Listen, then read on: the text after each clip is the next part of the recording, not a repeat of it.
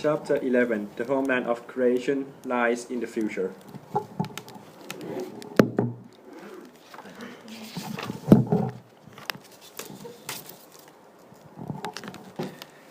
Humans, the animals who name everything.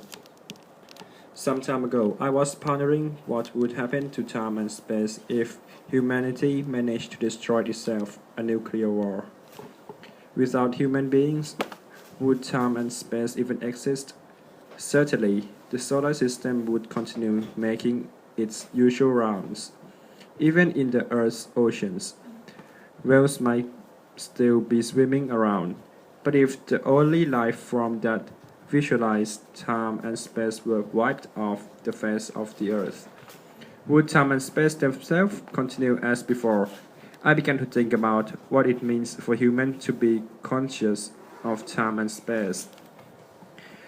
When language first emerged, and vocal sounds had reached a certain level of development, the first thing people did with language, most likely, was to name things. They started naming everything they could think of. However, they did not name literally everything. Take an everyday object like a chair, for example. If we tried to give every single chair in sight a name, Taro chair, Hanako chair, and so on, language would never be able to keep up with demand. Instead, what human beings do is to look at all chairs and derive a general image, a representation of the chair as a certain type of form, and then assign the name chair to that representation. Do we derive such representation for our experience with things? Or do we first experience a thing when we discover its representation? It could be argued that when we look at something, we only see it as meaningless shells until we have named it. When and only when we come up with a representation of that shells, we experience it as something real. The question of whether the representation comes first or the experience resembles the old question of the kitchen and the egg.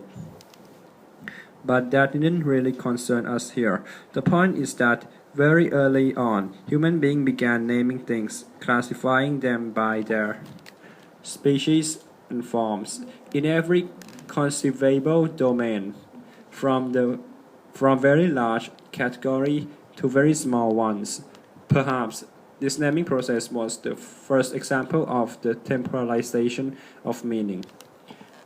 As I write this, I'm sitting at my desk in my office in Shibuya, Tokyo.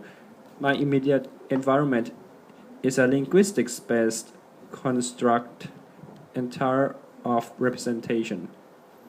I'm surrounded by named things. I cannot even imagine the existence of something unnamed. The thought of such a thing is enough to send shiver down my spine. Even people in a so-called primitive society are capable of naming everything they see. Suppose a bushman visits a city and saw a modern office building for the first time. He might not have a name on hand for building, but he could readily describe it as a large box made of stone and full of people running hither and thither. The bushman's language is a completely human language, fully capable of naming the things of modern civilization.